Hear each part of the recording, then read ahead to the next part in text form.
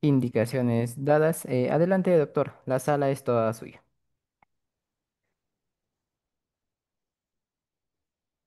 Bueno, vamos a dar inicio a la sesión de clase el día de hoy. En primer lugar, saludando a todos los que están presentes aquí en la sesión de clase del día de hoy. Un saludo a todos ustedes y a quienes seguramente se van a ir conectando a medida que vaya avanzando la sesión de clase, ¿no? Entonces, un saludo afectuoso a cada uno de las personas que, bueno, están presentes el día de hoy. Vamos a empezar esta sesión de clase hablándoles sobre la temática, como les señalaban, de los parámetros de interpretación constitucional, pero vamos a hablar también de algunos parámetros del derecho constitucional y la constitución política, algunos procesos constitucionales, y cómo esto a lo largo del tiempo no solamente tiene un auge de interpretación interesante, sino que nos permite a nosotros advertir de cómo es que el derecho constitucional en los últimos tiempos tiene cuestiones interesantes que desde luego hay que tener que mencionar, ¿no? Entonces, tenemos aquí este tópico inicial, luego empezaremos hablando de algunas vertientes de los derechos incluso fundamentales reconocidos en el marco constitucional y otros tópicos que también iremos manifestándoles a cada uno de ustedes, estimados participantes, ¿ya? Muy bien. ¿Cómo interpretar la Constitución? ¿Cómo sea el basamento de interpretación constitucional? La interpretación constitucional deviene de varios factores establecidos, por ejemplo, en cómo realizar una interpretación adecuada, ¿no? De cómo yo advertir finalmente que realizo una interpretación dentro de los basamentos legales, dentro del basamento de la norma. Realizo una adecuada interpretación, existen cuestiones de interpretaciones no adecuadas, ¿cómo establezco los tópicos de una adecuada interpretación?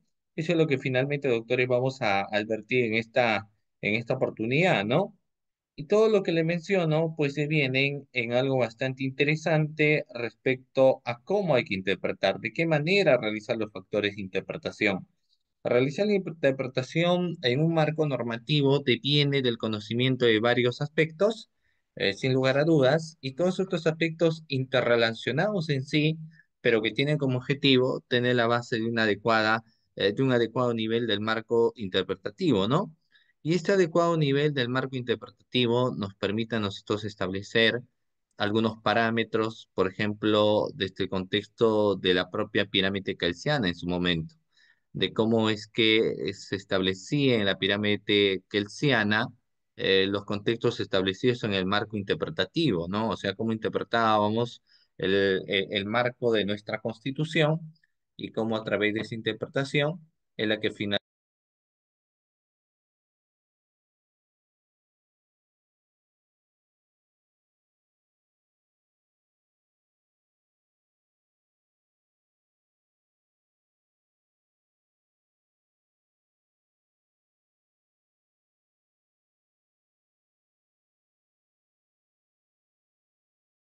lógicamente a advertir otras situaciones más. Vamos a empezar señalándoles algo bastante interesante respecto al derecho constitucional. La Constitución vigente de Perú de 1993, ¿no? Esto es parámetro constitucional. La Constitución de 1993. Bueno, en primer lugar, nuestro país ha pasado, es decir, el Perú ha pasado en sí por 12 constituciones, que en su mayoría han sido constituciones provenientes, nos establece de gobiernos dictatoriales, ¿no? Se han tenido muchos gobiernos dictatoriales donde finalmente buscaban prevalecer sus dominios ideológicos y hemos tenido en nuestro país 45 textos con rango constitucional, lógicamente lo que fue la Constitución de Cádiz de 1812 hasta la Constitución de 1993. La gran influencia que tuvo en nuestro país el libertador, bueno, o Simón Bolívar en el Perú y ahora más la gran afluencia que hay inmigrantes venezolanos son la motivación que aspiran, digamos, el presente análisis, ¿no? El nacimiento de la Constitución del Perú de 1923, el 6 de abril de 1922 se publicó el decreto ley número 25418 o 25.418, que es la ley de bases del gobierno de emergencia y reconstrucción nacional. La Constitución de 1979 no permitía realizar el gobierno que se proponía en ese entonces, debido naturalmente, doctores, a diversas razones. Primero, se establecía para aquellos entonces un país que atravesaba una fuerte crisis acarreada por hechos de corrupción, ¿no? Por eso es que los hechos de corrupción no son hechos de vertiente de análisis novedísima, sino que los contextos de análisis de corrupción son las de hace muchos años atrás, ¿no? Los temas de corrupción no son solamente los de ahora, los temas de corrupción abrazan muchos tiempos más. Y para 1979 se establecía que también estábamos viviendo una ola de corrupción bastante fuerte. Luego, el país se encontraba en una crisis económica frente a los ojos del mundo, lo que en su momento sabemos que es la globalización, la posición del terrorismo de manera agravante invasor en nuestro país, el centralismo económico, el Estado era un pésimo gestor en las empresas, centralizando todas las manos del gobierno. Entonces, así iban haciendo, doctores, en suma, lo que venía a ser la Constitución de 1923. Dichas razones obligaron de una u otra forma a tomar decisiones de carácter pragmática, ¿no? Y esto es algo bastante interesante porque las decisiones de carácter pragmática, ¿no? De esa naturaleza, nos permiten evidenciar qué hacemos ante este tipo de circunstancias o conflictos de dicha naturaleza, ¿no? Y esos son los parámetros pragmáticos. Entonces, se dijo, hay que modificar la Constitución de 1979 y hacer algunos cambios para constituir la Constitución de 1993, ¿no? Y de esta manera lo que se buscaba era, en el fondo, pacificar el conflicto a través de la existencia para aquellos entonces de terrorismo. Por eso es que en esa Constitución de 1993, en su momento se ha establecido la aplicación de la pena de muerte.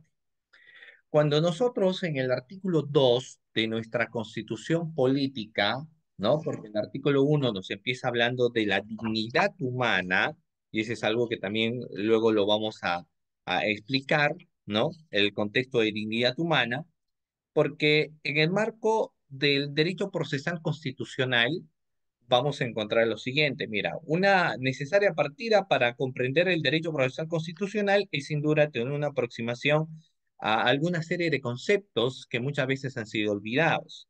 Un primer concepto que hay que tener en cuenta es el concepto de dignidad humana, derechos fundamentales, constitución, principio de constitucionalidad, Estado constitucional de derecho y principio de convencionalidad. Reitero nuevamente algunos aspectos que necesariamente debo tener en cuenta para una correcta interpretación del marco del derecho procesal constitucional. Primero, entender qué es la dignidad humana. Dos, qué son los derechos fundamentales y cuáles son los derechos fundamentales. Tres, entender técnicamente lo que es la Constitución, qué es el principio de constitucionalidad, qué es Estado constitucional de derecho y qué es el principio de convencionalidad. Por supuesto que sí, de todo lo que les acabo de hacer mención, resultará siendo importante escatimar y señalar qué es lo que se entiende por el concepto de dignidad humana, ¿no? O sea, ¿qué entendemos por el concepto de dignidad humana? Muy bien, hay que tener en cuenta algo bastante interesante, estimados participantes, para poder advertir lo siguiente. Vamos a ver, mira, en esos conceptos que les voy a señalar sobre los márgenes establecidos de lo que viene a ser dignidad humana. Cuando hablamos de dignidad humana, ¿qué es la dignidad humana? ¿No? Mucho se habla de estos conceptos de dignidad humana, doctores, en algunos parámetros que yo les voy a hacer mención, ¿no? Reitero nuevamente, este concepto de dignidad humana. Se entiende que vivimos en una sociedad que ha tenido mucho la lucha del contexto de la evolución hoy en día, ¿no? Se establecen esos evolutivos, evolutivos respecto, doctores, a lo que viene a ser el marco constitucional. Es decir, ¿qué se entiende por dignidad humana a lo largo del tiempo, ¿no? ¿Qué establecemos, qué viene a ser, cómo se estudian los parámetros de dignidad humana? Y eso es algo que, desde luego, que sí debemos tener en cuenta. A lo largo del tiempo, estos parámetros de dignidad se entiende de que deberían esbozar un grado de razonabilidad. Es decir, se deja de lado al hombre primitivo, al hombre de las cavernas, al hombre que no analizaba, por lo menos en un contexto teórico, para pasar dentro de esa evolución al famoso Homo sapiens sapiens. Se entiende que nosotros estamos en el parámetro del Homo sapiens sapiens, que antes de realizar algo pensamos, ¿no? Por lo menos en un contexto teórico, porque ha quedado establecido que las personas son más emotivas que pensantes. O sea, primero actúan por la emoción y después de la emoción recién empezamos a pensar qué es lo que hemos hecho, ¿no? Entonces, se entendería que en la evolución del tiempo, la persona debería respetar los derechos de los otros. Entonces, nuestra constitución política va estableciendo, por ejemplo, aquellos derechos individuales y aquellos derechos colectivos. Derechos individuales regulados en el artículo 2 del marco constitucional y aquellos derechos colectivos que engloban básicamente, uno, a la esencia de sociedad y dos, al respeto de las instituciones. ¿Ya? Fíjense ustedes con lo que les señalo. La esencia de un parámetro social y dos, el respeto que debe existir a las instituciones, ¿no? Entonces, en el marco de los derechos individuales, nos empieza señalando un primer tópico sobre el tema de dignidad de persona, dignidad de ser humano. Cuando empezamos mencionando dignidad humana, primero habría que conceptualizar qué es la dignidad humana.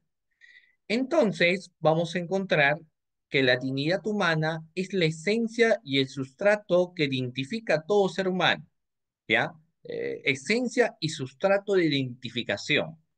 Se establece, estimados participantes, no, todavía no estamos avanzando. Hay que entender un poco en los parámetros constitucionales, ¿ya? Muy bien, hay que prestar atención a la clase, estimado Pedro. Muy bien, sí. Vamos a ver entonces, estamos ahí dando los cimientos iniciales, porque ustedes van a tener las cuestiones luego progresivamente. Estamos analizando sobre el tema de modificatoria de la Constitución de 1993 y el primer parámetro que nos están señalando es el concepto de lo que viene a ser dignidad humana. Y eso es lo que estamos conceptualizándolo juntamente con ustedes, para un mejor entendimiento. ¿Por qué? Porque el marco de la creación de un derecho constitucional está en el imperio precisamente de su esencia de creación. Y en la esencia de creación está relacionado al respeto que tiene que existir a las demás personas en su esencia de ser humanos. Y por eso que a la par del derecho constitucional se tienen los derechos humanos. Y son los derechos humanos los que precisamente van a poner mucho énfasis en los parámetros de lo que viene a ser dignidad de persona, dignidad de ser humano. Y es el artículo 1 del marco constitucional que nos empieza, doctores, estableciendo lo que viene a ser el contexto de dignidad, y yo les estaba explicando ello, ¿no? Porque fíjense ustedes que dentro de esta modificatoria y demás puntos que ustedes pueden visualizar, uno de ellos es el contexto de la dignidad. Entonces, conceptualizamos brevemente el concepto de la dignidad. Nos dice, la dignidad humana es la esencia y el sustrato que identifica a todo ser humano, diferenciándole de otros seres vivos, ¿no? La dignidad es el merecimiento y el respeto que tiene toda persona humana por el hecho de ser. Entonces, algo que sucedió con la Constitución de 1993 es que se estableció una problemática social establecida en un marco de terror. Y el marco de terror estaba relacionado, doctores, al factor, lógicamente, del terrorismo, por ahí, por los años 1990. Entonces se dijo de que si bien es cierto, se tiene que tener en cuenta la esencia de dignidad como persona y la dignidad como persona, el común denominador no lo entiende.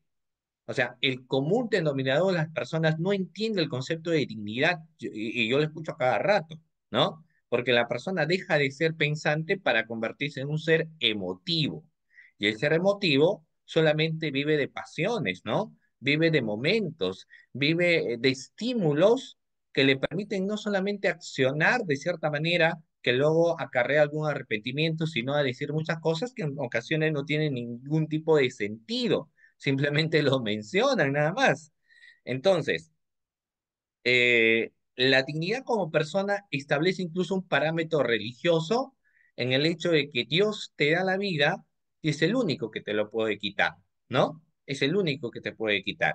Y que dentro de lo demás, ni siquiera las leyes terrenales llegarán al sitial de las leyes divinas o decisiones del designio de la vida como para poder establecer que la vida termina ahí, ¿no? No obstante, en la Constitución de 1993, como ustedes vieron, ¿de acuerdo? Porque lo que se buscaba es un instrumento para el desarrollo nacional, entonces se dijo, vamos a tener que aplicar pena de muerte. Pero dicha aplicación de la pena de muerte tenía que darse en dos marcos situacionales, ¿no? Y estamos hablando de 1993. La primera, relacionada a cuestiones de traición a la patria en tiempos de guerra. Ahí también va existiendo un parámetro de malinterpretación normativa. Por eso estamos hablando de la interpretación constitucional. Cuando uno habla de traición a la patria, uno cree que la traición a la patria es aquella que contraviene el mandato constitucional. Es aquella que contraviene lo establecido en los poderes del Estado, ¿no? Nuestros tres poderes del Estado, poder ejecutivo, poder legislativo y poder judicial. Y el hablar de ir en contra de ello es contravenir, por ejemplo, la correcta designación que se han tenido de autoridades. Entonces, el no estar de acuerdo con ello es una cosa, pero por ejemplo, el levantarte en armas ya es rebelión. Entonces, cuando en 1993 se advirtió problemas sociales, y si bien es cierto, se tenía que respetar la esencia del ser humano, pero se estableció que en dos situaciones tenía que aplicarse pena de muerte. Una de ellas, la traición a la patria, pero no cualquier traición, sino la traición establecida en tiempos de guerra. Traición a la patria en tiempos de guerra, conflicto bélico, conflicto armado. Si nosotros tenemos un conflicto con Chile, con Colombia, con Ecuador, con Argentina, existe un conflicto como tal, ¿cierto? Existe un conflicto como tal, existe una problemática como tal.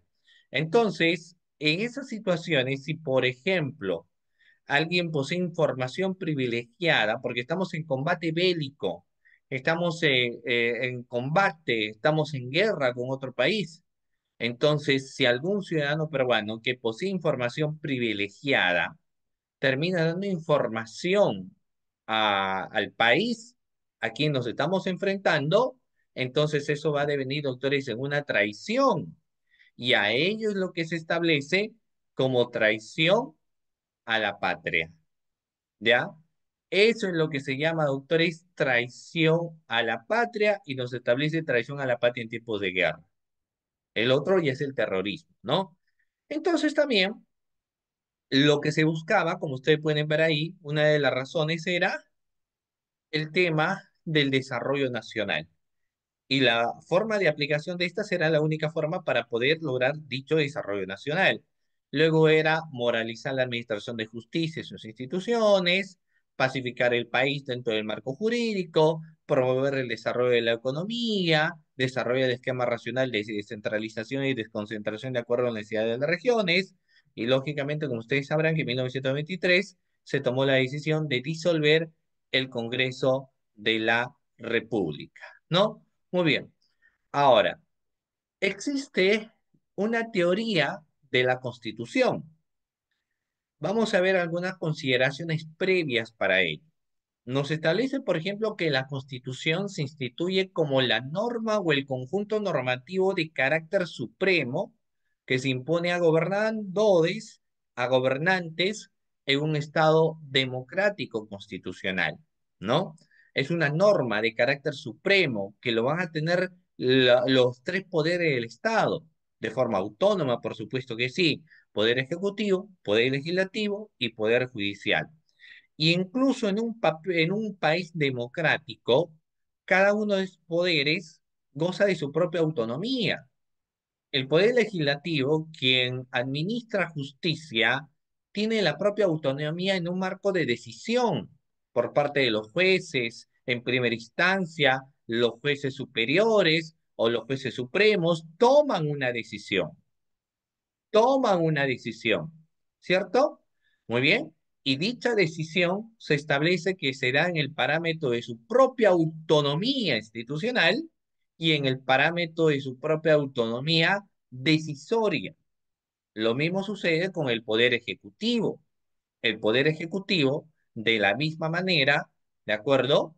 Se toman las decisiones dentro de los parámetros establecidos en el marco constitucional y el respeto también a las demás instituciones. Y en el caso del poder legislativo, la creación de las normas, pero estableciendo previamente problemáticas, por ejemplo, de carácter social, ¿no? Una problemática social. Entonces vamos teniendo esos parámetros, que esas son precisamente las que están relacionadas a los aspectos de las cuestiones previas, ¿ya? Muy bien. Eh, Siguiente. Tiene que existir naturalmente una protección al marco constitucional. Por eso es que nos establece que la defensa de la Constitución esté integrada por todos aquellos instrumentos jurídicos y procesales que se han establecido tanto para conservar la normativa constitucional como para prevenir su violación y reprimir su desconocimiento, ¿no?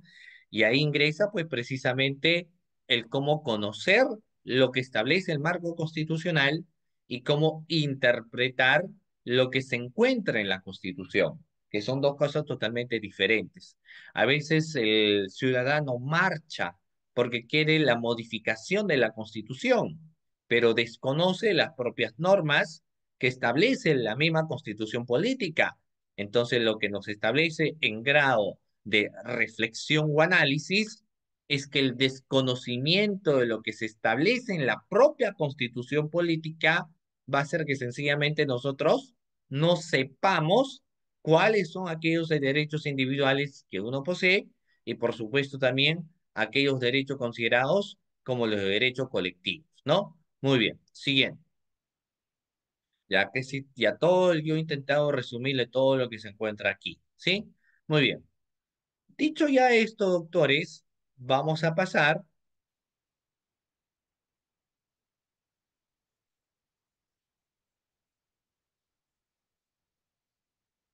Muy bien, aquellos derechos constitucionales, y yo les hablaba del aspecto de dignidad humana, ¿no? Pero en base a ese aspecto de la dignidad humana, vamos a establecer, doctores, una serie de derechos establecidos en el marco de nuestra constitución política, ¿ya? Muy bien. Entonces, ¿qué es lo que vamos a encontrar? Miren, vamos a ver acá. Derechos fundamentales. Derechos fundamentales. Nos dice, los derechos fundamentales son atribuidos que las sociedades y los estados democráticos del mundo reconocen, ¿no? O sea, ojo, nos habla de un parámetro de reconocimiento. Reconocen, doctores, a toda persona humana los mismos que tienen su origen en la dignidad de persona, en la dignidad de ser humano, ¿ya? Dicho reconocimiento está consagrado en tratados y pactos internacionales, y así como en las constituciones de los estados, naciones, de tal forma. Los derechos fundamentales gozan de protección jurídica, estableciendo de esta manera mecanismos procesales para su efectiva tutela, ¿no? El ejercicio de este derecho recae en la persona en tanto y cuanto ejerzan, por ejemplo, doctores, dichos derechos. O sea, nos va estableciendo estos parámetros muy bien que les acabo de mencionar, ¿no? Y que, como les señalo, doctores, debemos tener presente, ¿ya? Bueno, vamos a ver.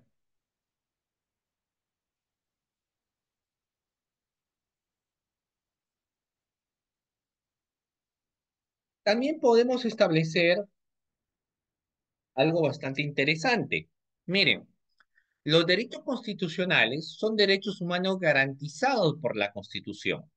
Los derechos humanos son el conjunto de prerrogativas inherentes a la naturaleza de la persona, cuya realización efectiva resulta indispensable para el desarrollo integral del individuo que vive en una sociedad jurídicamente organizada. Estos derechos establecidos en la Constitución y en las leyes deben ser reconocidas y garantizadas también, doctores, por el Estado, o por lo menos así nos va estableciendo, doctores, estos parámetros iniciales que yo les hago mención, ¿ya? Muy bien, sigamos, doctores. Cuando empezamos a hacer mención, en todo caso, de esos derechos humanos, ¿no? El conjunto de prerrogativas inherentes a la naturaleza de persona, no tiene la característica también, doctores, de ser absolutas, porque todos los derechos establecidos en el marco constitucional tienen naturaleza de ser relativas, ¿de acuerdo? Los derechos como tal no son derechos, reitero nuevamente, cuya característica deviene en un contexto absoluto, sino son derechos que entablan el contexto de relativización de la misma. Entonces, vamos a tener en cuenta ahí algo bastante interesante. Miren, vamos a ver eh, cuando hacemos mención de un derecho tan importante como el derecho a la vida, el derecho a la vida, doctores, también no es un derecho cuya naturaleza es absoluta, sino que el derecho a la vida es un derecho bastante relativo, por ejemplo. Dentro de ese derecho vemos ya dos situaciones en las cuales se puede restringir dicho derecho y hemos establecido tiempos de guerra y en casos, por ejemplo, doctores, ¿no? Terrorismo, ¿no? Traición a la patria en caso de terrorismo. Asimismo, se ha establecido en el caso, por ejemplo, del derecho a la libertad, que es un derecho fundamental también con reconocimiento de marco constitucional, que no siempre el derecho a la libertad tiene aquella naturaleza de ser absoluta, sino que el derecho a la libertad también viene a ser relativo. De hecho, el mismo marco constitucional establece el aspecto de aquellas detenciones y muchas de las detenciones, muy bien, están y se dan dentro de los parámetros doctores de tiempo de guerra, ¿ya? Muy bien, vamos a ver. Muy bien, hay que tener en cuenta.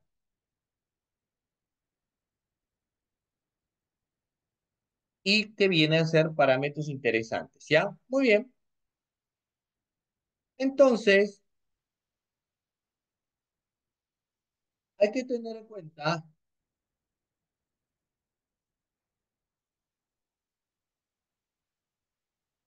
estos parámetros que yo les hago mención, ¿ok? Muy bien, sigamos.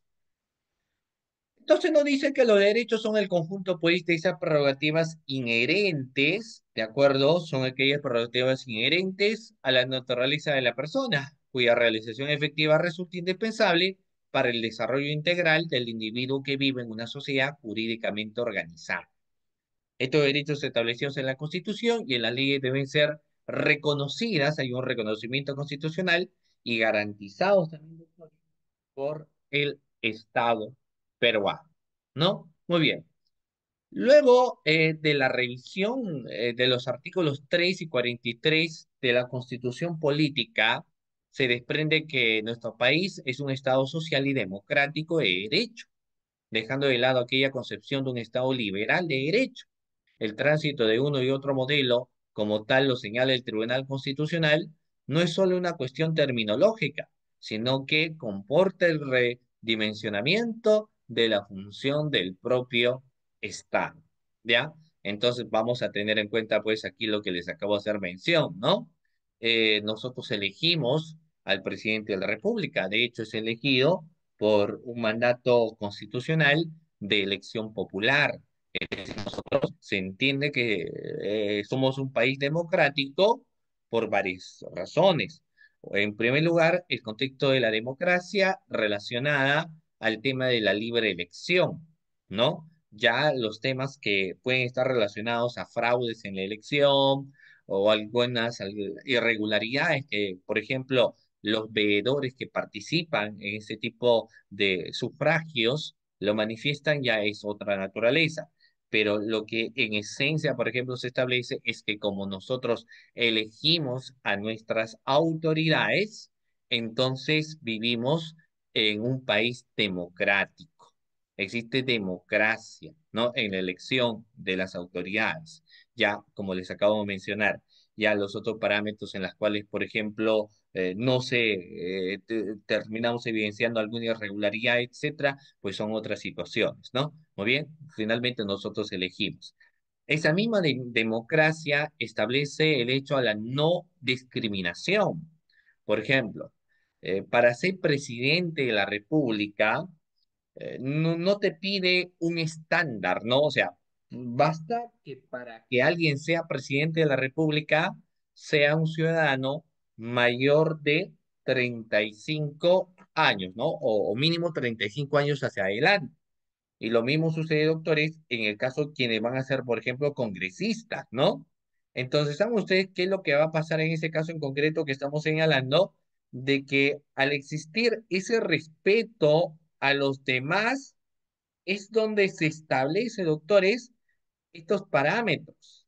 Es decir, que podemos elegir a las personas en el respeto de la democracia, ¿no? Por eso se establece ello, de que no interesa si la persona tiene alguna profesión, si tiene algún tipo de estudio, ¿no? No, o sea, no nos termina estableciendo ellos, sino que lo que nos dicen a nosotros es que lógicamente el respeto existente va a estar relacionado, doctores, a la esencia de persona, a la esencia de ser humano. ¿Ya?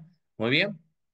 Al margen de los grados y capacitaciones que esta persona podría tener. Muy bien. Siguiente, por favor.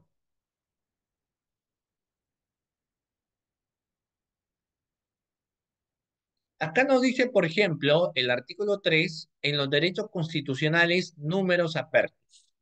La enumeración de los derechos establecidos en este capítulo no excluye los demás que lógicamente la Constitución establece, ni otros de naturaleza análoga o que se fundamentan en la dignidad del hombre o en los principios de soberanía del pueblo, del Estado democrático de derecho y en la forma republicana de gobierno, ¿no? Estado democrático de derecho, forma en la cual se gobierna, la República del Perú es democrática, social, independiente y soberana, y el Estado es uno e indivisible. Su gobierno se establece que es unitario, representativo y descentralizado y se organiza según el principio de lo que va a venir a ser, doctores, la separación de poderes. Se establece eso, reitero nuevamente, bajo el contexto existente de lo que va a venir a ser la separación de poderes. Así queda establecido como tal, doctores, ya en los márgenes de la separación de poderes, ejecutivo, legislativo y judicial, cada uno con sus propias autonomías en el marco decisorio. Pero también nos va a establecer que al ser números apertus, no son los únicos derechos que podríamos establecer en el artículo 2 del marco constitucional. También podrían estar otros más ahí, otros aspectos interpretativos del propio marco de la propia constitución política. ¿Ya? Muy bien. A ver, ya tenemos. Ok.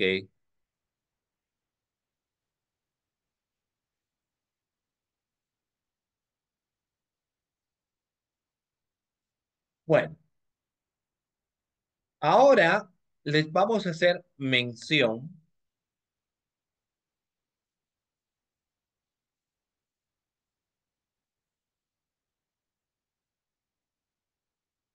de algunos procesos constitucionales. ¿Ya? Vamos a hacer mención en el marco de interpretación de algunos procesos de naturaleza constitucional. Por ejemplo, el habeas corpus y el amparo.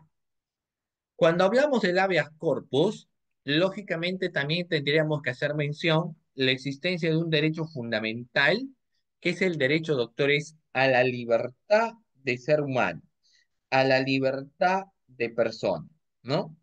Pero esa libertad, que es la que estoy yo mencionándoles, no es una libertad, doctores, de naturaleza absoluta, sino es una libertad cuya naturaleza es relativa, doctores, ¿correcto?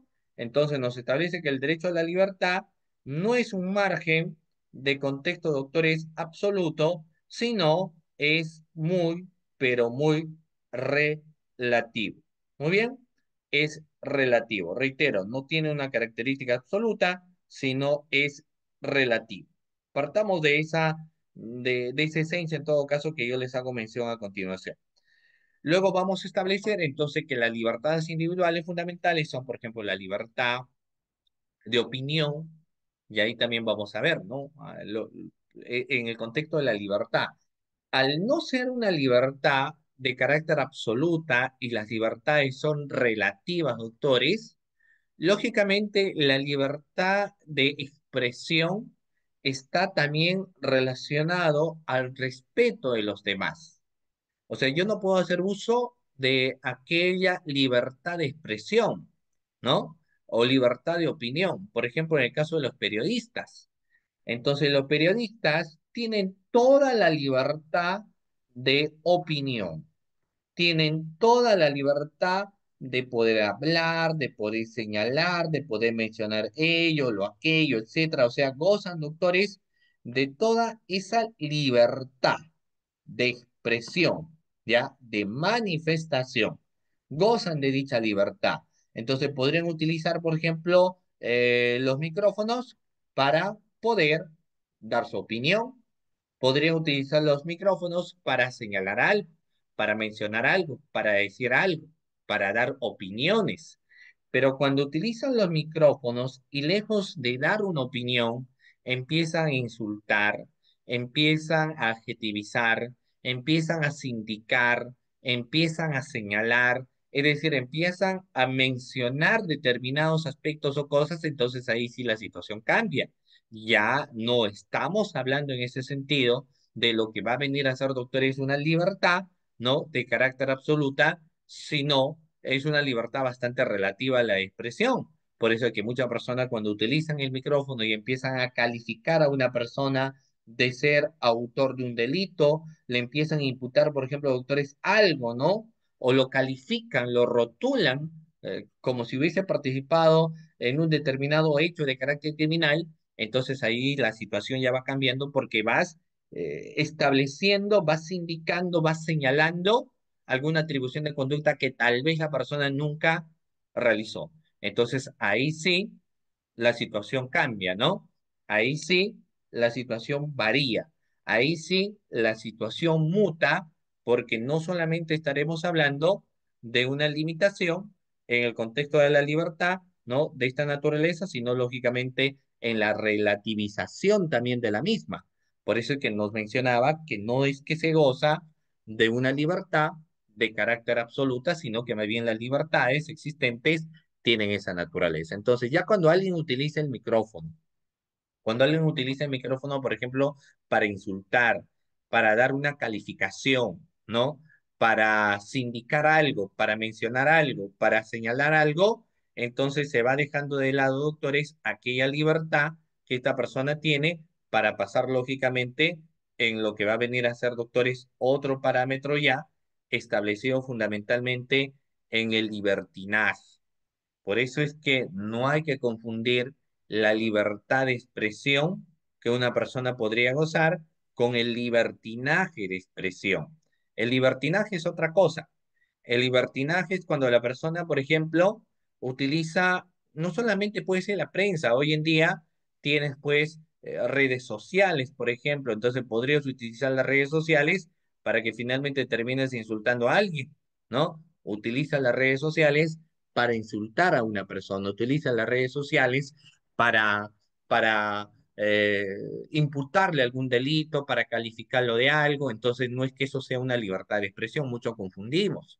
La libertad de expresión por eso tiene sus límites, siempre en el respeto de los derechos de las demás personas. Cuando se contraviene el derecho de las demás personas, ya deja de ser una libertad para convertirse en un libertinaje. En el caso de la expresión también. Y esto va relacionado incluso también, doctores, con el derecho a la protesta. Porque, por ejemplo, ¿qué sucede en el derecho a la protesta?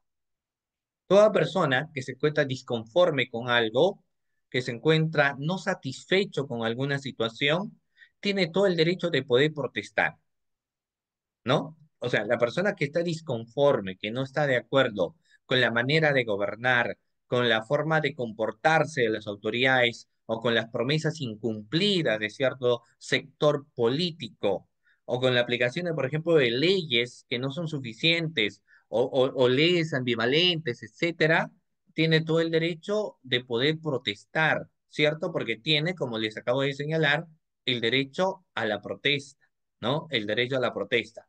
Entonces, en ese derecho a la protesta tiene pues todo el derecho a poder agruparse, sindicalizarse y hacer marchas, porque eso es parte de la libertad de opinión que una persona podría tener, ¿no? Entonces tiene esas libertades para poder, doctores, reitero nuevamente, expresarse, para que pueda hacer manifestaciones. No es una obligación estar conforme con la manera de gobernar de determinada presidenta o de determinado presidente. No lo es, doctores, sino que lógicamente cuando advertimos una situación de esta naturaleza, vamos nosotros a estar en contra de esa situación, ¿no? Muy bien, y que devienen ser los doctores en factores bastante importantes. Muy bien, bueno, eh, hay que tener en cuenta otros aspectos más. Entonces, ¿por qué en este derecho que yo les hago mención, que es el derecho a protestar, por ejemplo? ¿Por qué el derecho a la protesta no es absoluto? A ver, yo les voy a preguntar a quienes están aquí en la clase. ¿Ya? Esto lo lanzo como pregunta. ¿Alguna vez, estimados doctores, ustedes han participado en manifestaciones? O sea, estando en la universidad, por ejemplo, o en los últimos años, ¿han participado en alguna marcha? ¿Han participado o no en alguna marcha? A ver. Ya, muy bien. El doctor Pedro me dice, sí, claro, aparte del doctor Pedro, no sé si alguien más ha participado, por ejemplo, en alguna manifestación. Ya, claro, y ahí vamos a ver algunas situaciones problemáticas. También estamos recién hablando del derecho a la libertad. ¿Han participado en alguna huelga, doctores? ¿Sí? Muchos, ¿no? Muchos. Quien les habla también ha participado, por supuesto que sí. ¿Quién no ha participado? Entonces, por ejemplo, eh, te sindicalizas a nivel incluso universitario, puedes protestar por el medio pasaje, el no respeto al pasaje universitario, ¿no? Que es algo que hay que reclamar también. Porque el estudiante universitario tiene pues estos derechos y si no le vas a, existe el derecho al medio pasaje. Entonces no le vas a estar, lógicamente, doctores diciendo esto, lo aquello, lo otro, no, porque tiene precisamente el derecho, doctores, al medio pasaje. Hay un derecho al medio pasaje, doctores, ¿no? Entonces protestas. Cuando piden aumento en sus salarios, protestan. Cuando están pidiendo obras por el alcalde, entonces empiezan a protestar. Esas protestas forman parte de la libertad de expresión. Ojo, forman parte del derecho a la protesta, porque tienes derecho a protestar. Pero si de repente dentro de esa protesta que tú estás realizando, agarras una piedra y lo lanzas al Ministerio Público, a las ventanas del Ministerio Público, o lo lanzas, por ejemplo, a las ventanas del Poder Judicial o de la Defensoría del Pueblo. O sea, agarras y lo lanzas, ¡pum! Rompes el vidrio, ¿no? ¿Seguiremos estando hablando, doctores, del derecho a la protesta? ¿O ya ese famoso derecho a la protesta va teniendo una mutación? ¿O seguimos hablando, doctores, del derecho a la protesta? O sea, si agarras una piedra y lo lanzas, ¿no? Lo lanzas, doctores, ¿seguiremos hablando de eso? Ya no, ¿cierto?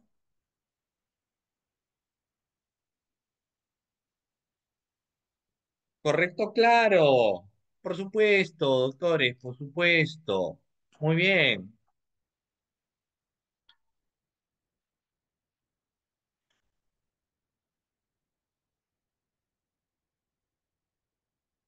Correcto, claro, por supuesto. O sea, ya no estamos hablando ya del derecho, pues, a la protesta, el derecho a manifestarme, el derecho a no estoy de acuerdo sobre algo, no, no. sino que ese famoso derecho ya se va convirtiendo en vandalismo. Ya eso es otra cosa diferente. Es la extralimitación del derecho que una persona posee. Entonces ya es un vandalismo, es un actuar vandálico, ¿no? De la persona quien lo realiza. Cuando alguien protesta y luego empiezan a cerrar, por ejemplo, en el caso de la protesta de los conductores, ¿no? Entonces dice, vamos a protestar porque está existiendo, y fíjense con lo que le voy a decir es algo bastante delicado, porque la persona dicen, o el grupo de, ¿no? de gremio dicen, vamos a protestar porque están extorsionando, o vamos a protestar por tal situación. Entonces los transportistas dicen, paro de transportistas. Vamos a hacer un paro de transportistas, mañana no se moviliza. Pero tú tienes que ir a trabajar, ¿o no? Alguien tiene que llevar dinero a tu casa, si no, ¿cómo uno sobrevive? Tenemos lógicamente que trabajar, pues, o a menos que alguien le regale el dinero. No se puede vivir de apasionamientos, tiene que haber un ingreso económico. Y no todos estamos de acuerdo en lo que alguien puede decir. Entonces, el día de mañana vas, subes a una combi, a un carro, y los que te ven, porque ellos dijeron, no, nadie hace movilización el día de mañana, y tú sales y te revientan el carro a pedradas, porque agarran las piedras y lo avientan a los carros y rompen las lunas. Entonces la gran pregunta es, por ejemplo, vamos a ver, ¿está muy bien el accionar? ¿Qué opinarían ustedes, doctores? ¿Está muy bien el accionar o no? De quienes lanzaron, por ejemplo, las piedras y rompieron las lunas del vehículo. ¿Ustedes creen que es aceptable eso? Porque hay dos posiciones que podemos encontrar. Hay quienes van a decir, pues, ¿para qué salieron? ¿Para qué salen si finalmente dijeron que el día de mañana iba a haber manifestaciones? Entonces yo no entiendo por qué, si sabes que iban a manifestar, si sabes que iban a manifestar, no entiendo por qué han salido. Entonces, muy bien que han apedrado su carro. Está perfecto que han apedrado su carro. Y hay otros que dirán, pues obviamente yo qué culpa tengo, porque el hecho que ustedes están manifestando, yo tengo que ir a trabajar. Entonces ahí tenemos algo bastante interesante que analizar, que en los derechos colectivos, que existen los derechos colectivos, tú no puedes buscar incluir a los demás en tu forma de pensar precisamente por la individualidad de tu propia idiosincrasia. Todos son de izquierda, está bien, pero yo soy de derecha, pues, y no me van a tener que discriminar si soy de derecha, es mi forma de pensar. Y lo mismo va a suceder en este caso, ¿no?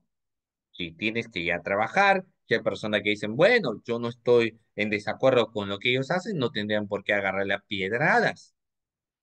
Porque, porque ese es precisamente en el contexto, doctores, del mandato constitucional, en el respeto a los derechos. El hacer eso es irrespetar y reconocer tus propios derechos constitucionales. Y ese es gravísimo. Distinto es la situación, por ejemplo, en el caso de la pandemia. Entonces, porque en el caso de la pandemia, estado de queda, ¿cierto? Y nadie, absolutamente nadie podía salir. Y eso ya era un estado de emergencia establecido. Entonces, en el estado de emergencia se había señalado que nadie, ¿no? Entonces, en el estado de emergencia nadie podía salir y tú no me vas a decirle, pero estás vulnerando un derecho fundamental porque quien pregonó, quien estableció la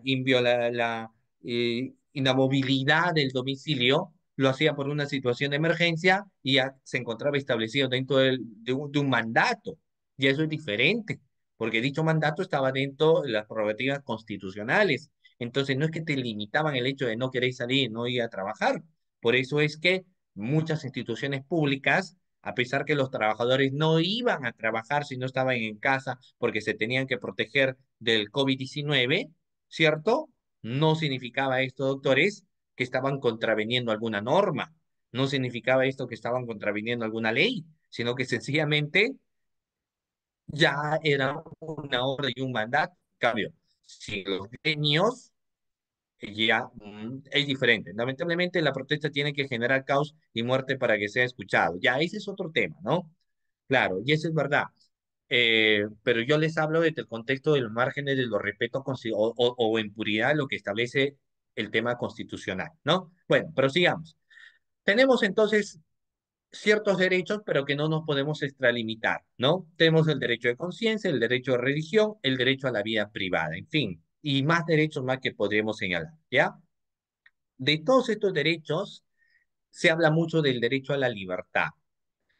El derecho a la libertad, doctores, que no es otra cosa que el derecho al libre tránsito, ¿no? El derecho a yo poder desplazarme por este lugar, por este otro lugar, ir por aquí, ir por allá, es decir, movilizarme por todos los lugares que yo considere necesario. Eso, doctores, viene a ser el derecho a la libertad. O sea, nadie me puede decir tú no vayas por ese lugar, ¿no? ¿O sí? No, uno camina por los lugares que uno desea. O sea, si yo deseo, me voy por aquí, me voy por este otro lado, me voy por allá, me voy por aquí también, porque tengo ese derecho a poder desplazarme por los lugares que yo considero necesario o no. Por supuesto, pero no gozo, doctores, por más que pareciera, no gozamos, mejor dicho, de un derecho a la libertad de carácter absoluta, sino que tenemos una libertad muy, pero muy relativa. Incluso, doctores, por la existencia de algunas normas prohibitivas iniciales, no pisar el césped, no andar por tal lugar, zona de peligro, no puedes ingresar al domicilio de una persona porque tiene esta persona su derecho en la inviolabilidad domiciliaria, no puedes asistir a ciertos lugares a los cuales, por ejemplo, te hayan expulsado o no te dejen ingresar, o sea, no puedes, o incluso a las mismas instituciones del Estado, ¿no? El poder, digamos, el Congreso de la República, el Ministerio Público, la Defensoría del Pueblo, por más que son instituciones dentro de los parámetros estatales que están para los administrados, es decir, para la población, no es que vas a venir e ingresar, porque existen ciertas limitaciones a esa libertad. Pero a pesar de todo ello, suficiente como para poder vivir tranquilos, suficiente como para decir, bueno, no gozaré de todas esas libertades, pero con las que tengo, suficiente para estar feliz, suficiente para estar tranquilo, ¿cierto? Pero ¿qué sucede cuando existe cierta conducta abusiva que pisotea ese derecho a la libertad, que vulnere ese derecho a la libertad? ¿Qué podríamos hacer, doctores, cuando exista ello? Cuando existe eso, cuando se pisotea, cuando se vulnera, cuando se trapea la libertad, cuando hay una detención, por ejemplo, injustificada. ¿A quién tendríamos que recurrir, por ejemplo? Tendríamos que recurrir a una garantía constitucional. ¿Y cómo se llama, doctores, esa garantía constitucional? Se llama ¿cómo se llama la garantía constitucional a la cual, doctores, recurrimos cuando se atropella el derecho a la libertad? Recurrimos al habeas recurrimos al habeas corpus, recurrimos al habeas corpus. Por eso es para quienes son penalistas, los penalistas tienden a asegurar los fines del proceso a través de las medidas de coerción, precisamente para lograr los fines procesales. Pero por el otro lado, se tiene las garantías constitucionales y una garantía constitucional, doctores, es el habeas corpus. Entonces, cuando se advierte vulneración, puesta en peligro de la libertad de ser humano, de la libertad de persona, se tiene que recurrir al habeas corpus. Ahora, ¿saben ustedes qué significa habeas corpus? ¿Qué significará, doctores, habeas corpus? A ver, vamos a preguntar a la clase. Esto es un poquito de teoría, ¿ya? ¿Qué significará, doctores, habeas corpus? El habeas corpus, doctores, significa traedme el cuerpo. Si no lo sabías, subráyalo ahora. Habeas corpus significa traedme el cuerpo y viene de la figura legal que ya se establecía en la época de Solón, ¿ya? Según el artículo 200, inciso 1 de la Constitución Política, el habeas corpus procede ante un hecho u omisión por parte de cualquier autoridad, funcionario o persona que vulnera o amenace la libertad individual. Ahora, hace un tiempo atrás establecía además derechos conexos, pero hoy en día, cuando hacemos la definición de habeas corpus, su finalidad siempre va a estar relacionado, doctores, a la libertad individual, a la libertad individual, ¿ya?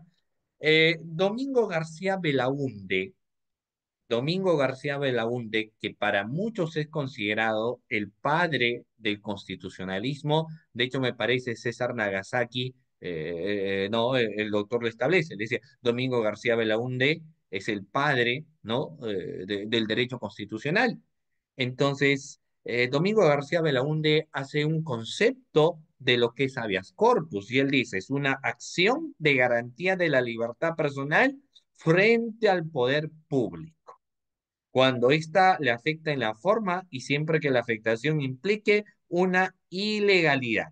Ahora, Julio Hortencho Villena habla que el habeas corpus es una acción de garantía constitucional sumaria entablada ante el juez penal o ante la sala superior dirigida a restituir la libertad que ha sido vulnerado o amenazado por acciones o omisiones provenientes de autoridades, funcionarios o particulares. Y por último, el Víctor Rodríguez Domínguez señala que el habeas corpus es el conjunto de actos que realizan las partes y el órgano jurisdiccional para proteger la libertad individual y los derechos conexos a la libertad individual. Pero ojo, siempre relacionado a ello, ¿no? Al contexto de los derechos conexos de lo que va a venir a ser la libertad. Entonces, veamos algunas situaciones en las cuales se podría aplicar. Las medidas de coerción en el ámbito penal. Las medidas de coerción, doctores, es un rezago del Código de 1940, ¿no? En el ámbito penal. En el ámbito penal, el Código de 1940, conocido como el Código de Procedimientos Penales, era de corte inquisitivo, ¿no? De corte inquisitivo. Posteriormente, el Código del año 2004 se entiende que entabla el contexto de ser garantista. Al ser garantista, es pro persona sometida lógicamente a investigación. Y para eso es que se creó el JIP, que no es otra cosa que el juez de garantías. El JIP no es otra cosa, doctores, que el juez de garantías, ya JIP. El JIP, juez de investigación preparatoria o juez de garantías, y para algunos que lo denominan juez de etapa intermedia. Pero tenemos al JIP. Ya establecido ello, doctores, vayamos a analizar lo siguiente. Eh, el Código Penal, el Código Penal faculta los temas de detención. Nos establece el Código Penal que se puede detener sin mandato judicial, ¿no? En el caso de la detención sin mandato judicial, JIP, ¿ya? JIP, juez de investigación preparatoria, no LIP, juez de investigación preparatoria, ¿ya? Muy bien. Cuando entonces hablamos nosotros del juez de investigación preparatoria, tiene una serie de atribuciones, ¿correcto? Pero vayamos acá a mencionar lo siguiente. Miren ustedes, claro, muy bien, doctor Pedro. Vamos a ver acá lo siguiente. Miren, el Código Procesal Penal establece que uno puede recurrir a las medidas de coerción. Y las medidas de coerción son múltiples. ¿De acuerdo? Son múltiples, ¿ya? Vamos a ver, son múltiples. Vamos a ver, miren. Entonces, hay que establecer dentro de esos parámetros de lo que van a ser las medidas de coerción, porque hablamos de las medidas de coerción, una serie de cumplimiento de presupuestos materiales, por lo menos en la gran mayoría de las medidas de coerción, en la gran mayoría de las medidas de coerción, ¿de acuerdo? Y en el caso de los efectivos policiales, tenemos dos situaciones. El primero de ellos, una detención a través de un mandato judicial. Si es a través de un mandato judicial, entonces estamos hablando de las detenciones preliminares, o si lo prefieres llamar, detención preliminar judicial. Cuando el efectivo policial no necesita de mandato judicial, y va a proceder a la detención, esta solo y solo sí se debe dar en situaciones, ¿en qué situaciones, doctores? ¿En qué situaciones los efectivos policiales no necesitan mandato judicial para poder detener a una persona? En una situación de en una situación de flagrante delito. Un poco hablemos de la teoría. Así como hablábamos que habeas corpus significa traerme el cuerpo, significaba traerme el cuerpo, doctores, lo mismo flagrancia proviene de flagrare, y flagrare significa arder o quemar. Eso es flagrancia. Flagrare significa arder o quemar. ¿Ya? Entonces, el Código Procesal Penal establece que se puede detener a una persona, que mejor dicho, los efectivos policiales pueden detenerlo en una situación de flagrante delito, ¿no? De flagrante delito. El Código Procesal Penal establece cuatro situaciones, la Corte Suprema señala tres. Nos vamos al código por un contexto de principio de legalidad. El primero, flagrancia stricto sensu propiamente dicha, cuando se detiene a una persona al momento de la comisión del delito, como se establece con las manos en la masa. Luego nos establece, doctores, la cuasiflagrancia. Muy bien, vamos a ver. Y la cuasiflagrancia ya es diferente, ¿no? En el caso de la cuasiflagrancia, se detiene a una persona instante después de la perpetración del hecho criminal, pero en ambos casos, quien habría cometido el delito no escapa. En el tercer supuesto y en el cuarto supuesto, nos exige un cumplimiento de tiempo, doctores. Se tiene que cumplir un tiempo. ¿Y cuál viene a ser ese tiempo? Lo voy a explicar a continuación. Miren, ¿cuál es ese cumplimiento del tiempo? Vayamos acá. En el caso de la flagrancia conocida, no reconocida por la Constitución, por la Corte Suprema, pero sí mencionada por muchos, es cuando los efectivos policiales toman conocimiento de la perpetración de un hecho criminal y existe un tiempo que ellos poseen para detener a quien habría cometido el delito, ¿no? O sea, tuvieron conocimiento de la realización del hecho punible y necesitan un tiempo reconocido en el mismo Código Procesal Penal para proceder a su detención. La gran pregunta es, ¿y cuánto es el tiempo que necesitan los efectivos policiales? Muy bien,